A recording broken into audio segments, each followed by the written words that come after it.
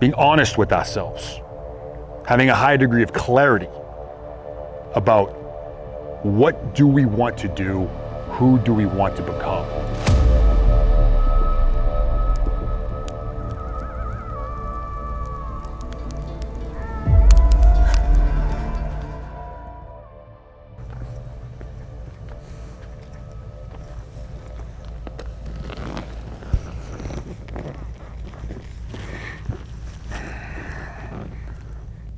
Welcome to Objective Secure.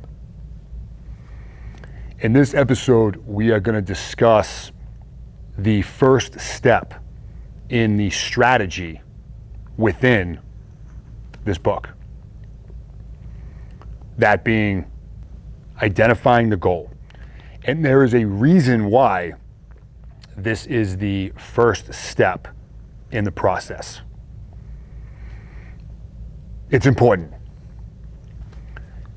Because if we don't know where we're going, any road will take us there. And that may sound cliche or corny, but it's accurate. And the example I use within this book is a story of me during the land navigation course during Special Forces assessment and selection. Now, the land nav course in SFAS is referred to as the STAR course. STAR, as in S-T-A-R. And the reason why it's called the STAR course is because you essentially create the shape of a star during this course. If you were to look from the sky down onto a candidate moving along the ground, they end up forming the shape of a star. Meaning you start at your first point, you go to your start point to your first point, second point, third point, fourth point, back to your start point. So it creates a star. The STAR course will break a lot of guys off. Not only is there a technical aspect of land navigation, but that's coupled with the physical requirements to be able to actually do it. It gets a lot of people, right? It gets a lot of guys that are unsuccessful at accomplishing this task, but it is a fundamental requirement to be a Green Beret, is to be able to navigate cross-country in a denied area with nothing more than a map, a protractor, and a compass. My STAR course in SFAS began, and going into selection, I knew I was going to dominate selection. That was my mentality. That was my focus. It wasn't just that I was going to come in first with every single event. I was going to annihilate every other candidate that was there, which didn't end up happening. But that was my mentality. And when you get assigned your points for the STAR course, every candidate's different. You get handed your points on a sheet of paper. And it's nothing more than a 10-digit grid to the locations you need to get to. And the cadre that are there, they emphasize, point blank, take your time plotting your points. Double check, triple check. Plot your points, pay attention. They stress this. And even though this was told to all of us, my desire to annihilate this course really superseded that. They give you your points, and then the clock starts. You have X amount of hours to complete this course, start to finish. So as soon as you get that piece of paper with those points on, the clock begins. So I somewhat feverishly plotted my 5 points on my map. Boom, boom, boom, boom, boom. And I'm up and I'm off. And I'm moving out. Middle of the night, moving at a pace. I get to my first point, no problem. Bam, nails it. Check in with the lane walker that's managing that point. Yep, you're good. To my second point, and I'm flying. All right, flying, breaking through brush, 100 miles an hour. Second point, good. I get to my third point. Good. Okay. Get to where my last point is supposed to be. My fourth point, and then from there, all I got to do is get back to the place that I started, and I'm done. And I'm making phenomenal time. I get exactly where my point was plotted on the map. Nailed it. Looking at the map, terrain association, looking up around me, I'm exactly where I intended to go. Problem is that there was no one there to verify that I had reached the point that I was intended to go to. Like, that just can't be right. I try the couple different techniques you learn on how to box around an area to find a specific location. It's not there.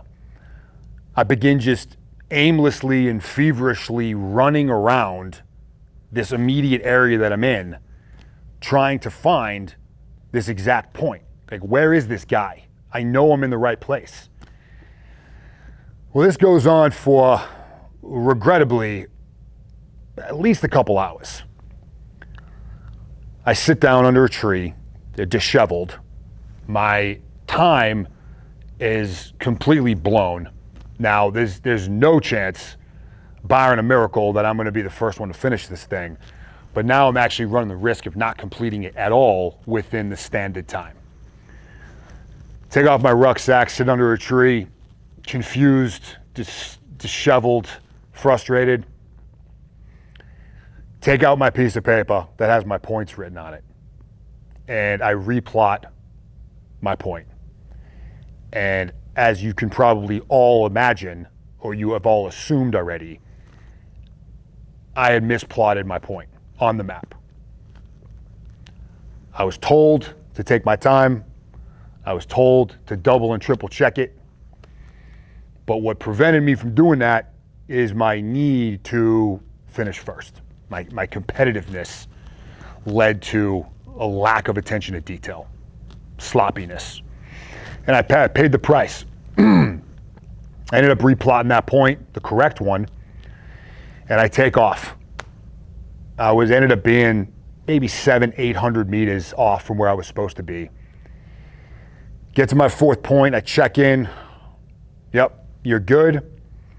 And now I'm in a dead sprint to my original start point, which is the end of that event.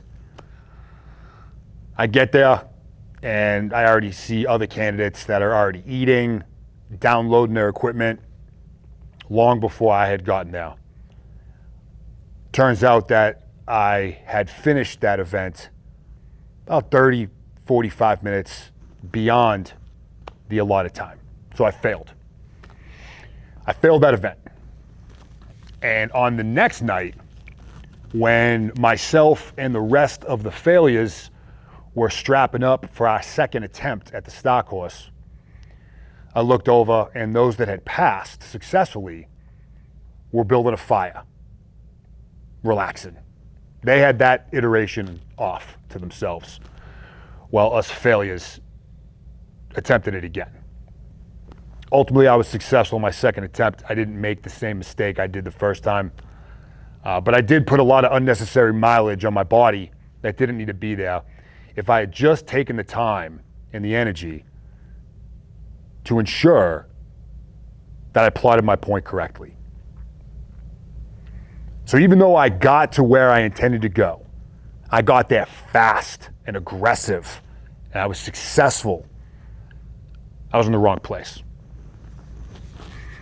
This is why identifying our goal in the beginning, as early as possible, is critical. Being honest with ourselves, having a high degree of clarity about what do we want to do, who do we want to become. With enough clarity that you can see it. It's defined and it's continuously refined. What enables us to capture that vision is a high degree of self-awareness and self-honesty. Being very honest with ourselves about Who do I want to become? What do I want to do? I mean, really, not what I'm trying to project, not what I'm saying because I want to impress my friends or I want to impress this girl or I want to impress my parents. What do I really want? Who do I really want to be? Why am I here? What is my purpose within this life? Beginning that dialogue with ourselves is how we eventually reach that answer. Now, we have to understand that most of the time, the answer to that question is not going to come in the form of a punch in the face. It's not going to come screaming through the glass as you are talking to yourself in the mirror and blast you in the teeth. More than likely, it is going to show up in the form of a whisper. And in order to hear it, we have to ask that question, we have to throw it out there, and then we have to close our mouths and listen to what our soul is telling us we want to do and who we want to be. Okay, I get it, I understand, but I'm having difficulty identifying what that goal is. Okay, I got you. I have 2 recommended courses of action on how to go about doing this. The first is essentially what I just described, is beginning and maintaining a consistent and deliberate internal dialogue. Now, for many of us, that means we're in our bathroom, looking ourselves in the mirror, talking. For some, that means you're lying on the floor in a cold, black room, talking to ourselves and listening. Going for a walk, going to sit on a beach. Wherever we can find ourselves to be at our most peaceful, solace moments and have that conversation. And then listen. What is it we are telling ourselves we want to do? What is it we're telling ourselves we want to be? That's my preferred course of action. I do have a second recommended course of action because at some point we do need to begin movement. We got to start moving. You may be one of those that's saying, no, I've been doing this day after day, week after week, month after month. I'm not hearing anything. Okay. Course action number 2 is we focus on our talents. And this recommended COA is usually the preferred method for most consultants or advisors or coaches because it does increase the likelihood of overall success. Okay, and here's what I'm talking about. First, there is a difference between talent and skill. Okay, talent is inherent. Talent is within us. You can look at talent as our gifts.